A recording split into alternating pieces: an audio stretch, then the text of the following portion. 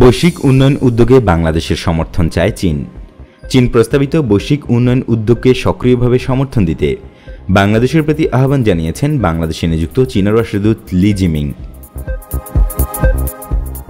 রোববার ঢাকায় আয়োজিত এক অনুষ্ঠানে তিনি জানান, চীন আশা করে বাংলাদেশ বৈশ্বিক উন্নয়ন উদ্যোগে সক্রিয় সমর্থন দেবে, কারণ এই উদ্যোগই ভবিষ্যৎ চীন বাংলাদেশ অর্থনৈতিক ও বাণিজ্যিক সহযোগিতার দিক নির্দেশক হবে। জাতিসংঘে এসডিজি বক্তৃতায় চীনের প্রেসিডেন্ট শি জিনপিং ওই উদ্যোগের প্রস্তাব দিয়েছিলেন, যার অন্যতম উপাদান হচ্ছে জনগণের কল্যাণ ও ভারসাম্যপূর্ণ, সমন্বিত ও অংশগ্রহণমূলক উন্নয়ন। চীনা দূত জানান, বাংলাদেশ অর্থনৈতিক উন্নয়ন ও সামাজিক রূপান্তরের উল্লেখযোগ্য অগ্রগতি অর্জন করেছে এবং টেকসই উন্নয়ন লক্ষ্যমাত্রার বেশ কয়েকটি সূচকে ভালো করেছে, যেটি অন্য উন্নয়নশীল দেশগুলোর জন্য উদাহরণ হতে পারে। রাষ্ট্রদূত আরও জানান, তিনি নিশ্চিত যে 2026 সাল নাগাদ স্বল্পোন্নত দেশ থেকে বাংলাদেশের উত্তরণ ঘটবে এবং 2030 সাল নাগাদ দেশটি বিশ্বের শীর্ষ 30টি অর্থনীতির একটি হবে।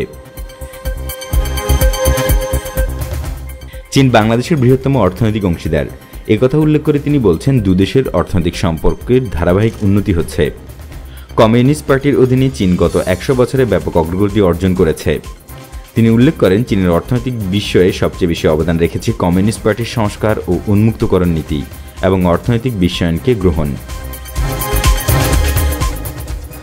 বাংলাদেশে নিযুক্ত চীনের রাষ্ট্রদূত লি জিমিংয়ের মতে, বাংলাদেশে এক বছরে চীনের সরাসরি বৈদেশিক বিনিয়োগ বৃদ্ধি পেয়েছে বছর থেকে বছর ভিত্তিতে শতকরা প্রায় 200%।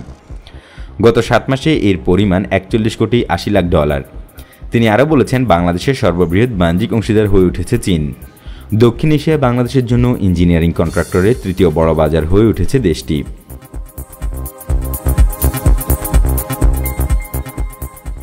রাষ্ট্রদূত আরও বলছেন, কোভিড-19 মহামারীর মধ্যেও আমাদের দ্বিপক্ষীয় বাণিজ্য এবং বিনিয়োগ বৈশ্বিক প্রবণতা ধরে রেখেছে।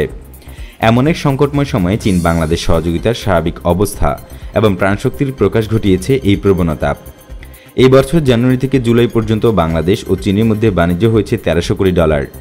বার্ষিক হিসেবে তা শতকরা 58.9% বেশি। একই সময়ে বাংলাদেশে নিবন্ধিত চীনা কন্ট্রাক্টররা $318 কোটি আয় করেছেন, যা শতকরা 59.5% বেশি।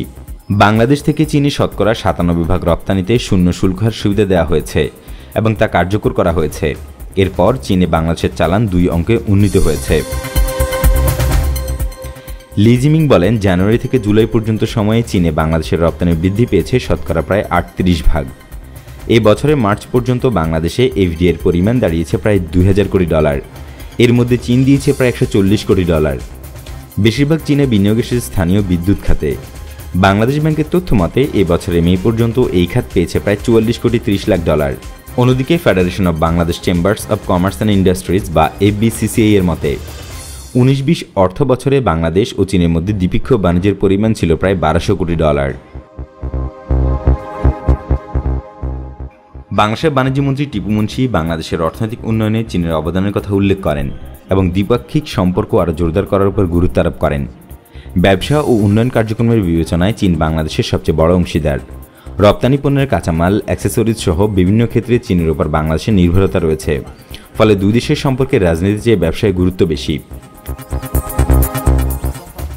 বাণিজ্যমন্ত্রী বলেন, পুরো পৃথিবী ব্যবসার উপর চলছে। বৈশ্বিক রাজনীতি এখন অর্থনৈতিক রাজনীতি। তিনি জানান, প্রধানমন্ত্রী শেখ হাসিনা সবসময় আন্তর্জাতিক সম্পর্কের ক্ষেত্রে ব্যবসাকে গুরুত্ব দিয়ে থাকেন। যে কোনো দেশের সঙ্গে রাজনৈতিক সম্পর্কের পাশাপাশি ব্যবসায়িক সম্পর্ক সৃষ্টিতে আলোচনা করেন তিনি। ব্যবসায়িক কূটনীতিতে সফলতাই আসল সফলতা, কারণ রাজনীতি আর ব্যবসা মিলেমিশে আছে। তিনি জানান, ব্যবসা ও উন্নয়ন কার্যক্রমের বিবেচনায় চীন বাংলাদেশের সবচেয়ে বড় অংশীদার। বাংলাদেশ যত কাঁচামাল আমদানি করে তার বড় অংশই আসে চীন থেকে। এই জন্য করোনা অতিমারি শুরুর সময় সবাই দুশ্চিন্তায় পড়েছিলেন যে কাঁচামাল সরবরাহ ঠিক থাকবে কিনা। কাঁচামাল না পাওয়া গেলে সময় মতো পুনঃরপ্তানি করা সম্ভব হবে না, বিশেষ করে তৈরি পোশাক শিল্প। এছাড়া অ্যাক্সেসরিজ খাতেও একই অবস্থার সৃষ্টি হয়।